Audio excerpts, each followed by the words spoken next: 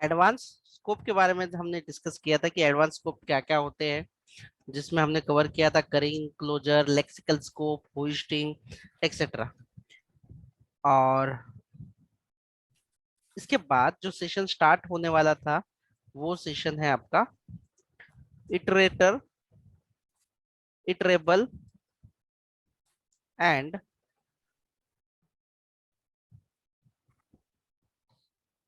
जो नेक्स्ट वाला होता है वो होता है आपका जनरेटर। ये एक सेशन है आपका जो सबसे लास्ट में हम लोग कवर करेंगे। उसके पहले हम लोग डिस्कस करने वाले हैं क्लास एंड ऑब्जेक्ट वाला। तो क्लास एंड ऑब्जेक्ट वाला जो सेशन है इसमें आपका क्या क्या हुआ है, या क्लास एंड ऑब्जेक्ट हुआ ही नहीं है आप लोगों का? जैसे कि क्लास एंड ऑब्जेक्ट में हम लोग कवर करते हैं दिस, उसके बाद हम लोग कवर करते हैं क्लास क्या है, ऑब्जेक्ट क्या है, उसके बाद हम लोग कवर करते हैं इसके अंदर प्रोटोटाइप क्या है एंड प्रोटोटाइप टाइपल इनहेरिटेंस। ये तो आपका थर्ड जो चैप्टर होगा ये क्लास एंड ऑब्जेक्ट, और ये है आपका फोर्थ वाला part iterator, iterable and generator. तो ये फोर्थ में रहेगा। ये इसके पहले है आपका this, class, object, prototype, प्रोटोटाइपल inheritance, ये है। तो आज हम लोग डिस्कस करने जा रहे हैं दिस कीवर्ड के बारे में। सबसे फर्स्ट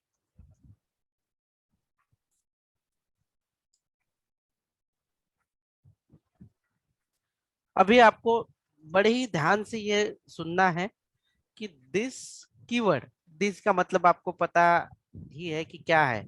इंग्लिश में जो वर्ड का मीनिंग है वही सेम मीनिंग यहाँ पे भी दिस का है, बट आपको डिटरमिन करना होता है, यानी कि आपको पता करना होता है कि एज ऑफ नाउ दिस का मतलब क्या है, दिस के अंदर क्या होगा। यानी कि दिस के अंदर कौन से टाइप का ऑब्जेक्ट होगा या कौन सा ऑब्जेक्ट हो सकता है, ये आपको समझना होगा यहाँ पे। दिस को डिटरमिन करने के कुछ तरीके हैं, जिसमें पहला जो ऑप्शन होगा वो होगा आपका इम्प्लिसिट, इम्प्लिसिट बाइंडिंग हम लोग कहते हैं। यानी कि दिस में क्या बाइंड किया जाएगा, दिस ये कीवर्ड है उसके अंदर क्या भरा जाएगा, क्या बाइंड किया जाएगा, ये डिपेंड होता है पर्टिकुलर सिनेरियो पे। अगर आपको कुछ कंफ्यूजन हो तो मुझे बोल देना, मैं एक बार लिख देता हूँ। ये नए नाम है, शायद आप लोगों को बहुत डिफिकल्ट लगे, लेकिन एडवांस जावास्क्रिप्ट है ये। लगता डिफिकल्ट है लेकिन होता नहीं है। उसके बाद है एक्सप्लिसिट बाइंडिंग, तीसरा जो है न्यू बाइंडिंग, और फोर्थ वाला जो है वो है डिफॉल्ट बाइंडिंग। मैं आपको बता देता हूँ डिफॉल्ट बाइंडिंग का मतलब ये होता है कि अगर दिस के अंदर बाय डिफॉल्ट क्या होना चाहिए, क्या होगा।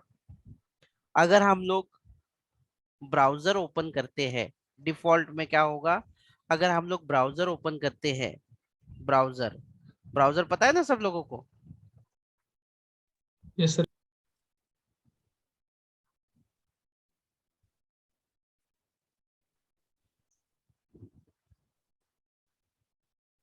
ये वाला लेट्स से ब्राउजर है। तो ये जो ब्राउजर होता है इसे कहा जाता है विंडो। ये जो है इसे क्या कहेंगे हम लोग, विंडो कहेंगे, ये वाला।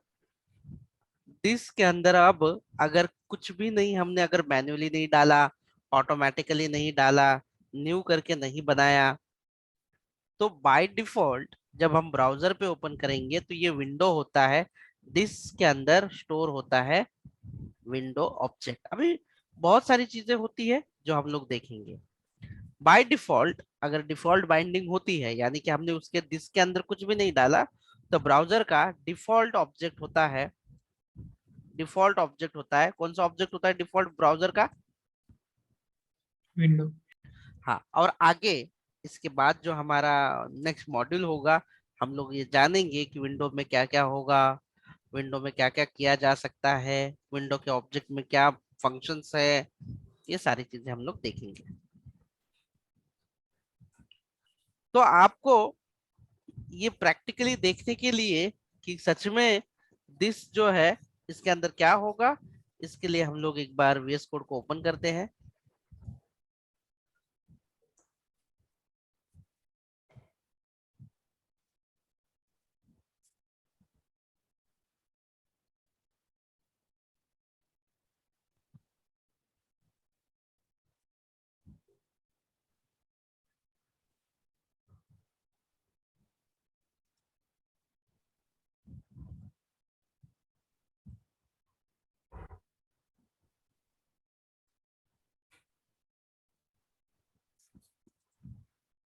HTML का पेज भी बना देता हूं मैं यहाँ पे से, आराम से फुर्सत से इसे समझ लीजिए।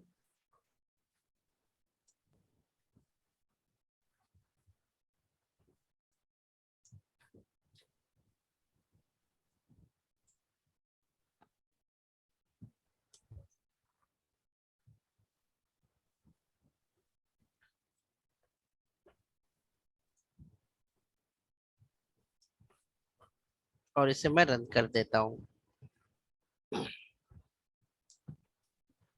बाय डिफॉल्ट दिस के अंदर कौन सा ऑब्जेक्ट होगा? Window window window. By default तो हम लोग देखते हैं, और ये फाइल में आते हैं, यहाँ पे कंसोल डॉट लॉग, और आपको ये पता करना होना चाहिए कि दिस में है क्या। अगर हम दिस में कुछ भी नहीं भरते तो बाय डिफॉल्ट क्या होता है, कौन सा ऑब्जेक्ट होता है दिस के अंदर? विंडो। विंडो। क्या आप लोगों को ये यहाँ पे दिखाई दे रहा है कंसोल में यस ब्राउजर के? यस क्या दिखाई दे रहा है आप लोगों को? विंडो। विंडो। तो ये हमने भरा हुआ है क्या? अभी हमने कोई कोड किया है इस पे? नहीं। देखो, ये सारा आप एक एक करके, ये जो है ना ये वाली चीजें, ये आप लोग सीखने वाले हो। ये सारा ऑलमोस्ट जितना भी इम्पोर्टेंट है उतना तो आप लोग सीखोगे। ये सारा विंडोज है।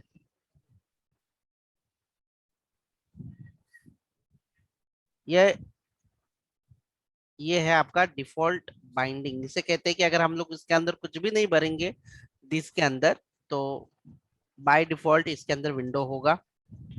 अगर इम्प्लिसिट बाइंडिंग का मतलब, बाइंडिंग मतलब उसके अंदर भरा हुआ या बंधा हुआ, आप जो भी कहना चाहे। इम्प्लिसिट का मतलब क्या होता है? ऑटोमेटिकली। और एक्सप्लिसिट बाइंडिंग, एक्सप्लिसिट का क्या मतलब होता है? मैन्युअली। मैन्युअली। आपने कोई तो भी टॉपिक में सीखा है, डेटा टाइप कन्वर्जन के टॉपिक में हमने देखा है इम्प्लिसिट कन्वर्जन। इम्प्लिसिट का मतलब वही है कि ऑटोमेटिकली उसके अंदर भरा जाएगा, एक्सप्लिसिटली मतलब हमें भरना पड़ेगा मैन्युअली। तो अभी यहाँ पे हमें दिस में क्या होगा, ये कीवर्ड में क्या होगा, यही हमें जानना है। इम्प्लिसिटली अगर ऐसा सिनेरियो आता है, लेट्स सी कि एक ऑब्जेक्ट है स्टूडेंट नाम का, और इसके अंदर एक कुछ भी डेटा आप ले लीजिए, आपकी जो चॉइस है। स्टूडेंट की क्या क्या डिटेल होती है, प्रॉपर्टी बताइए एक आधी। Name roll number ID name. Name लिख देते बस, इतना काफी है। और अगर किसी ऑब्जेक्ट में अगर आपको फंक्शन लिखना हो तो आप फंक्शन का नाम यहीं पे दे दो एज अ की, और फंक्शन इस तरीके से एनोनिमस फंक्शन लिख दीजिए। अब मैं यहाँ पे लिखता हूँ कंसोल डॉट लॉग, और यहाँ पे टिक में लिखता हूँ हे आई एम, बस समझने के लिए, बाकी कुछ नहीं। और यहाँ पे अगर आप लोगों को कंफ्यूजन हो रहा है तो हेलो भी लिख सकता हूं मैं। अब आप लोग मुझे बताइए कि दिस, ये जो दिस होगा इसमें क्या होगा? विंडो।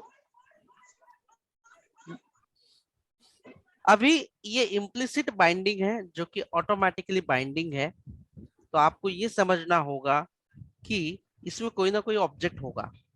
लेकिन ये जो दिस है, इसके पास सबसे पास वाला ऑब्जेक्ट कौन सा है? फंक्शन। नहीं, ऑब्जेक्ट, ऑब्जेक्ट के बारे में बताओ। स्टूडेंट। एक ही ऑब्जेक्ट है स्टूडेंट। Yes sir. तो जिस ऑब्जेक्ट के अंदर हम लोग दिस इस्तेमाल करेंगे, इसका मतलब है सबसे पहले क्या करेगा, जहां कोई अगर ऑब्जेक्ट के अंदर हम लोग दिस इस्तेमाल करेंगे तो वो किसे कंसिडर करेगा, किसे स्टोर करके रखेगा वो, स्टूडेंट ऑब्जेक्ट। जो भी आपका ऑब्जेक्ट रहेगा। देखो अगर आपका ये, आप लोगों को ये ऑब्जेक्ट तो समझ में आ रहा है ना, फंक्शन ना लिया तो भी चलेगा। देखो लेट ईएमपी, अभी ये आपका ऑब्जेक्ट है, आपको समझ में आया ये। Yes sir. अगर मैं कुछ भी ना लूं, अभी मुझे कुछ कोड लिखना है, मान लो फंक्शन या इस ऑब्जेक्ट के अंदर लिखता है, तो मैं इस तरीके से लिख देता हूँ फंक्शन, और मुझे प्रिंट कराना है इसलिए मैंने इस तरीके से लिखा। तो आप लोग अभी मुझे बताओ कि इसके अंदर क्या होगा as per the rule. This अगर मैं लिखूंगा तो जो ऑब्जेक्ट के अंदर है, तो ऑटोमेटिकली ईएमपी। ऑटोमेटिकली जिस अगर वो दिस किसी ऑब्जेक्ट के अंदर है, तो ऑटोमेटिकली जिस भी ऑब्जेक्ट के अंदर है, अभी ये जिस भी ऑब्जेक्ट के अंदर होगा उसके अंदर वो ऑब्जेक्ट समाएगा। मतलब दिस मतलब नथिंग बट ये वाला ऑब्जेक्ट होगा, ये ऑटोमेटिकली समझ जाएगा ऐसे। अगर हम लोग कोई फंक्शन नहीं लेते, कोई ऑब्जेक्ट नहीं लेते, डायरेक्टली प्रिंट करते हैं, तो उसके अंदर बाय डिफॉल्ट कौन सा होता है, विंडो होता है। लेकिन हाँ, अगर हम किसी ऑब्जेक्ट के अंदर दिस लेते हैं, तो उसके अंदर कौन सा ऑब्जेक्ट होता है, वही जिसके अंदर हमने उसे इस्तेमाल किया है। सिंपल टर्म है। आपको अगर देखना हो तो आप यहाँ पे एक आधा और की जो है लिख सकते हो ऐसे, नेम सागर और दिस डॉट नेम करके प्रिंट करो। तो अगर ये ईएमपी ऑब्जेक्ट है, तो इसके अंदर नेम नाम की प्रॉपर्टी आपको दिखाई दे रही है, यस सर। तो इसका आउटपुट में क्या होगा, दिस डॉट नेम, यानी सागर। कि सेम नेम वाला सागर आहे। सागर डिस्प्ले होगा। सिंपल रूल है, जो भी उसका current, it will store current object, मतलब जिस ऑब्जेक्ट के अंदर वो दिस में इस्तेमाल करूंगा, वही ऑब्जेक्ट उसके अंदर होगा। अब दूसरा तरीका जो है, दूसरा दिस जो है, वो कौन सा है उसके बाद वाला, कौन सा है। टेक्स्ट। जी हाँ बिल्कुल। क्या आप लोगों को यहाँ तक क्लियर है। आपको सिर्फ ये जानना है कि पर्टिकुलर सिनेरियो के अंदर दिस में कौन सा ऑब्जेक्ट होगा, आपको बस पहचानना होगा। तो आपको ये ध्यान रखना होगा, अगर मैं किसी ऑब्जेक्ट के अंदर इस्तेमाल करूंगा, तो इस दिस के अंदर वही ऑब्जेक्ट रहेगा जिसके अंदर रहेगा। अभी पूछना है किसी को कुछ क्वेश्चन, ये बहुत इंपॉर्टेंट है क्योंकि आपको दिस बहुत जगह पे इस्तेमाल ही करना होगा। सर एक बार बिना रन दिस करके दिखाइए ना। रन करके दिखाओ क्या, जी हाँ बिल्कुल, क्यों नहीं रन करेंगे। ये देखो, इसी को रन करके दिखाओ, ऐसे ऑब्जेक्ट बना के। क्या नाम का ऑब्जेक्ट बनाओ, टीचर नाम का बनाता हूँ, ठीक है। ये लो, टीचर नाम का ऑब्जेक्ट बनाया, इसके अंदर fun colon,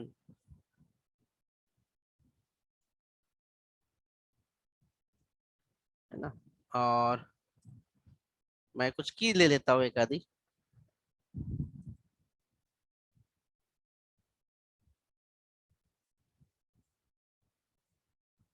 this dot name. तो अभी इसे हम लोग, लेट्स सी, ये फंक्शन को कॉल करता हूं मैं, है ना, टीचर डॉट फन को हमें लिखना बाकी है, अभी तक लिखा नहीं हमने। डायरेक्टली तो नहीं कर सकते, कैसे लिख सकता हूँ इसे, मैं ऐसे लिख सकता हूँ क्या, ऐसे लिख सकता हूँ क्या फंक्शन को, yes. Yes sir. Yes sir. लिख सकता हूँ ना। Yes yes sir. Node CD evening पे जाते हैं, यहाँ पे नहीं दिखाते, चलो यहाँ पे नहीं, ब्राउजर पे दिख लेते हैं, ताकि अच्छे से दिखाई तो देगा।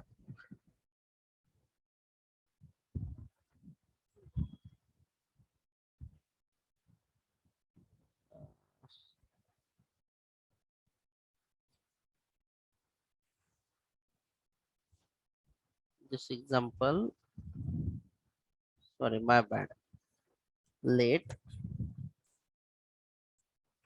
डायरेक्टली तो कॉल होना चाहिए। Teacher dot fun function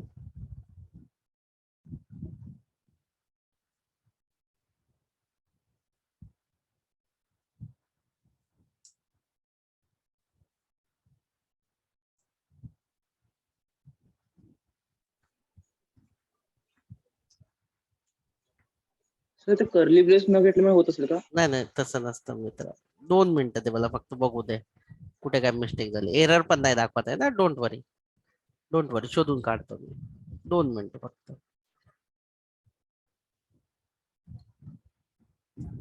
okay I believe arrow function घेत नसेल. Let's function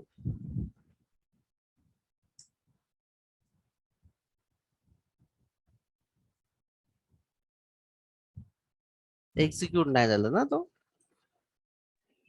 Yes. this this is object save.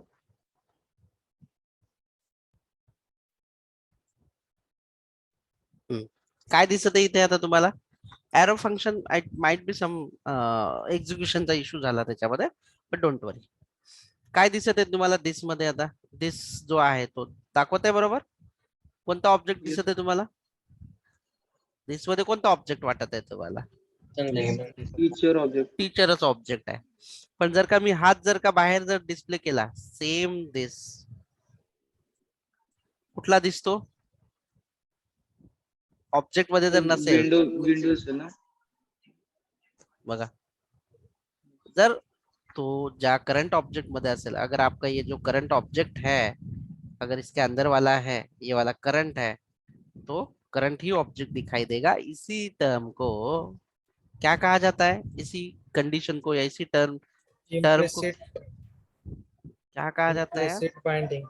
हाँ, अभी मैन्युअली हम लोग पता करेंगे कि, या हम लोग मैन्युअली डाल सकते हैं कि पर्टिकुलर दिस में कौन सा ऑब्जेक्ट भरना है. अभी मेरे पास मानो बहुत सारे ऑब्जेक्ट है. अभी मेरे पास टीचर है और इसके बाद मैं लेट एम्प्लॉय करके और एक ऑब्जेक्ट बना देता हूँ. Let's see, same to same एक ऑब्जेक्ट बना लेते हैं अभी. और ये आपको अगर नहीं समझा तो आगे की कुछ भी चीज नहीं समझ में आएगी और आप बग वाला एरर क्रिएट कर दोगे, इतना याद रखना. ये बड़ा ही काम की चीज है. EMP ID 123 email sagar@email.com and एक फंक्शन करते हैं EMP fun फंक्शन. ये फंक्शन इसलिए लिया जा रहा है ताकि आप उसे बता सको कि क्या दिखाई देगा. सर अनोनिमस फंक्शनच घ्यायचं ना जरूर. मोस्ट ऑफ द नाही, एरो फंक्शन पण चालायला पाहिजे, बट तो का इश्यू दिला ते बघावं लागेल मला. असं नाहीये की तुम्हाला अनोनमसच घ्यायचं, तुम्ही नावाचंही घेऊ शकता, तुमची चॉईस आहे. Okay sir. console.log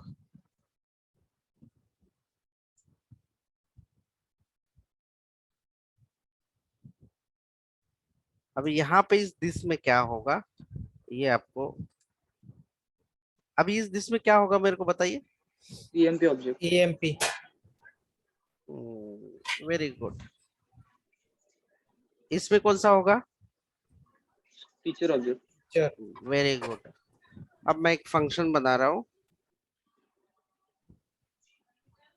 new function.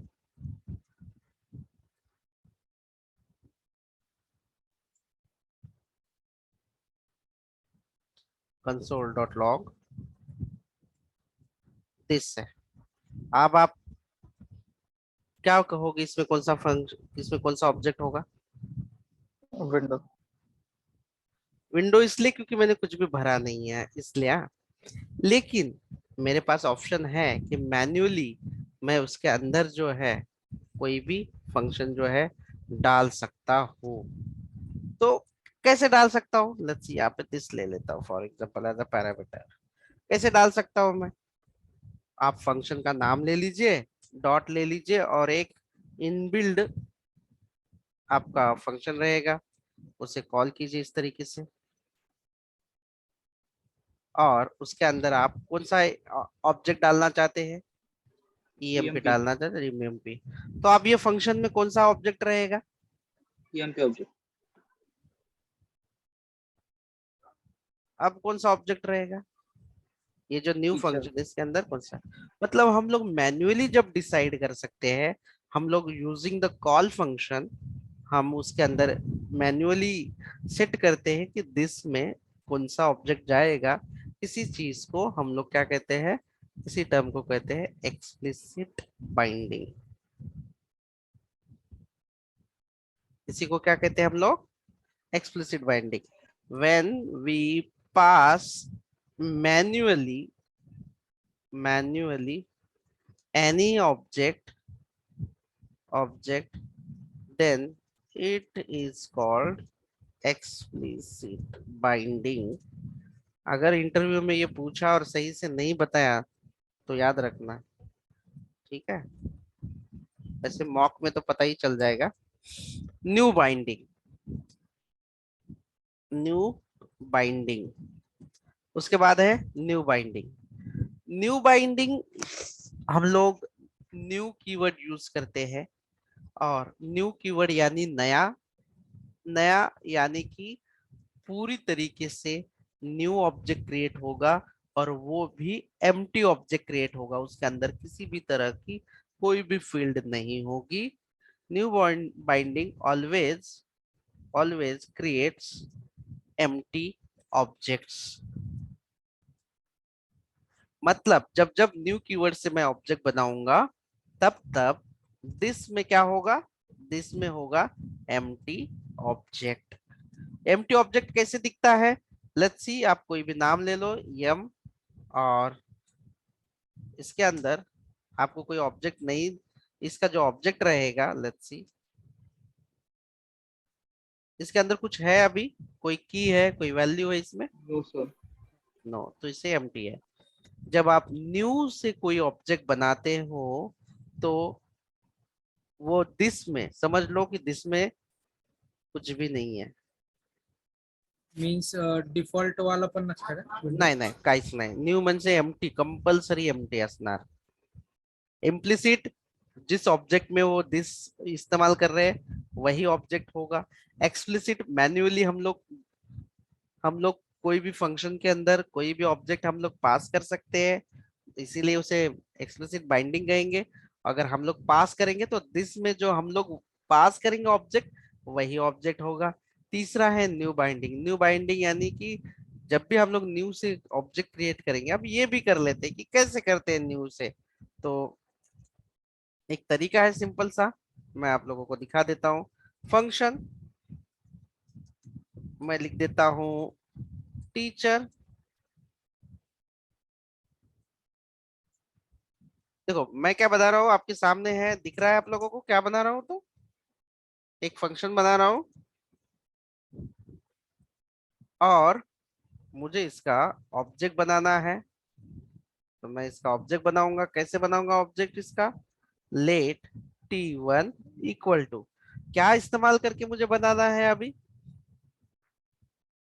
New. New keyword. New teacher. जो भी फंक्शन का नाम है आपको लेना है। अगर मैं इसे प्रिंट करूं ऐसे कंसोल डॉट लॉग, तो इसमें क्या प्रिंट होगा, या यहाँ पे नहीं, मैं वहां पे नहीं, यहाँ पे प्रिंट कर दूंगा। लेट्स सी, ऑब्जेक्ट बनाया मैंने, कौन सा ऑब्जेक्ट बनाया है ये मैंने, क्या नाम है इसका। T1। अगर मैं T1। इसे प्रिंट करूंगा console.log t1, तो ये क्या प्रिंट होगा, या मैं अगर इसमें दिस करता हूँ तो ये क्या बनेगा। T1 object. दिस दिस अभी केलं तर इथे विंडो येईल, विंडो। और अगर आप विंडो। इसके अंदर करोगे तो क्या आएगा, टीचर येईल टीचर। बट टीचर, आप ये बोल सकते हैं ये ऑब्जेक्ट हो सकता है, t1 होगा, बट कैसे होगा, एम्प्टी होगा। चलो इसे प्रूफ करते हैं, देख लेते हैं, है ना। No issue.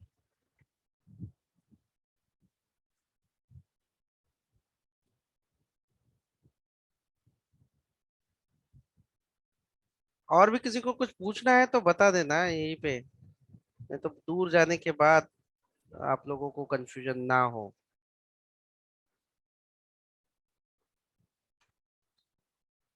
इसे कमेंटेड आउट कर देता हूँ बाकी सबों को।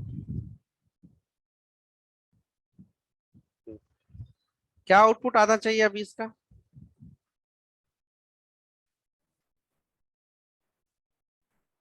विंडो। देखते क्या empty आएगा। function. Yeah. जो भी आप जो मांगते हैं एक बार देखते हैं क्या आएगा। क्या आया? टीचर। Sure. और टीचर में क्या आया, कुछ आया? ये प्रोटोटाइप आया बस, इसके अलावा बाय डिफॉल्ट एक कंस्ट्रक्टर है, बाकी कुछ भी नहीं आया, नथिंग। इसके अंदर अगर आप कुछ और भी वैल्यू भर देते तो भी वो दिस को जो है हमेशा एम्प्टी बना देता है। हाँ, और एक चीज याद रखना, हम लोग दिस का बहुत इस्तेमाल करने वाले हैं, तो ये रूल आपको समझना बेहद जरूरी है। अगर आप ये रूल नहीं समझोगे ना तो आप लोगों का एप्लीकेशन बग हो सकता है, एरर देगा। क्योंकि आगे पूरे सॉफ्टवेयर में जहां जहां पे भी प्रॉपर्टी यूज करेंगे, फंक्शन यूज करेंगे, बिना दिस के होगा ही नहीं यूज। तो आपको पता होना चाहिए कि कब कौन से ऑब्जेक्ट वाला दिस होगा, कब विंडो वाला दिस होगा। तो इसी के बाद आप लोग मुझे क्वेश्चन कीजिए, पूछिए कि